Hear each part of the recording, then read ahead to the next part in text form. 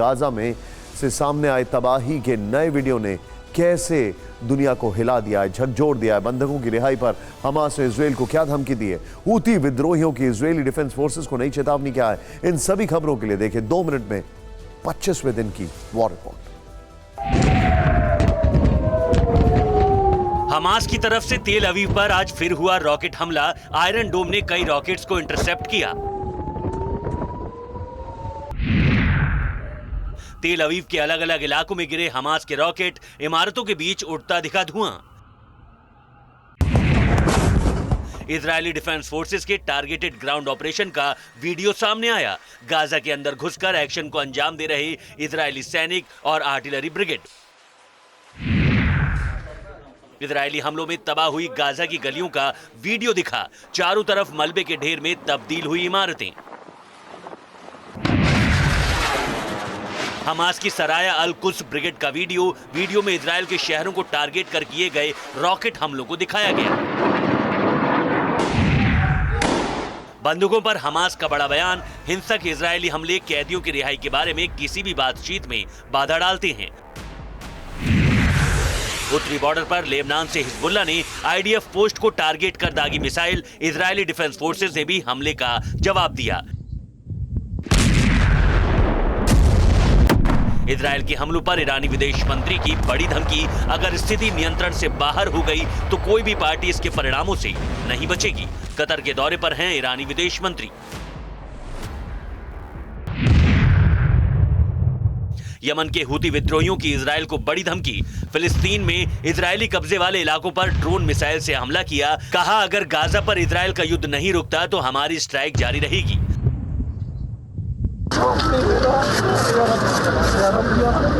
Gaza युद्ध में अब तक 31 पत्रकारों की मौत, 26 फिलिस्तीनी और 4 इजरायली पत्रकार मारे गए। कई पत्रकारों के लापता होने की खबर। कमेटी टू प्रोटेक्ट जर्नलिस्ट की रिपोर्ट में दावा।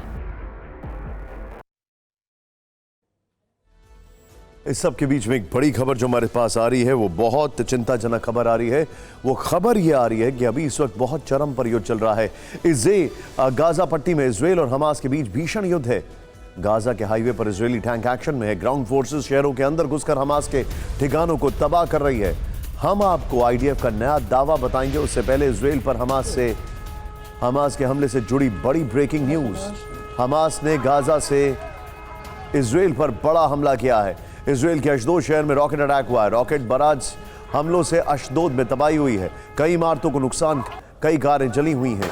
रॉकेट अटैक से अशदोद के लोगों में दहशत है और ये इजरायल के ऊपर बहुत बड़ा हमला है, जिसको लेकर अभी सबसे बड़ा डेवलपमेंट हम आपको बता रहे हैं।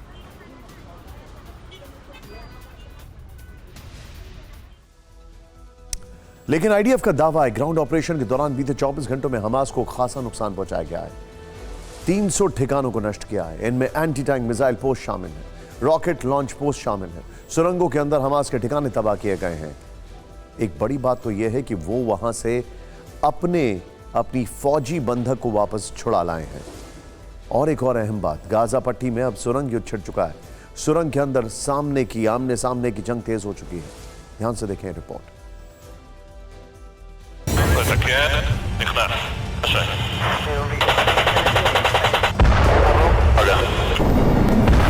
गाजा पट्टी में हमास के लड़ाकों पर जमीन और आसमान से आग बरस रही है। इजरायल के लड़ाकू विमान बम वर्षा कर रहे हैं तो शहरों में घुसी इजरायली फोर्स आमने सामने की लड़ाई में भीषण हमले कर रही है। खबर है कि गाजा में इजरायल हमास के बीच सुरंग की लड़ाई तेज हो चुकी है। आज दिन में इजरायली सेना ने पहली बार एक सुरंग में हमास के लड़ाकों को घेरा।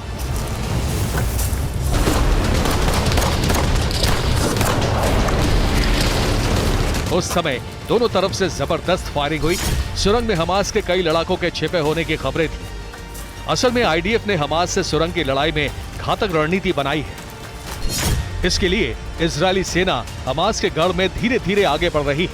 हमास से खुले मैदान में युद्ध लड़ना चाहती है। हमास के लड़ाकों को सुरंगों से बाहर निकालने की कोशिश है। इसके लिए सुरंगों पर 2 तरफा हमले हो रहे हैं। वायुसेना ग्राउंड फोर्स को कवर फायरिंग दे रही है। इसी मिशन के तहत गाजा में हमास का एक लड़ाका पकड़ा गया। ये लड़ाका सुरंग में ही पकड़ा गया। गाजा में आईडीएफ ऑपरेशन के दौरान ये गिरफ्तारी हुई।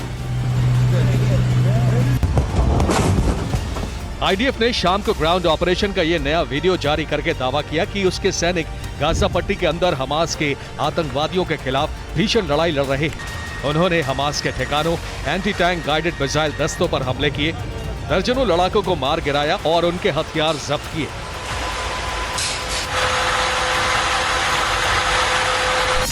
इस ऑपरेशन में तेजी तब से ज्यादा आई है जब से नेतन्याहू ने यह ऐलान किया है कि गाजा में सीज फायर का मतलब सरेंडर करना होगा।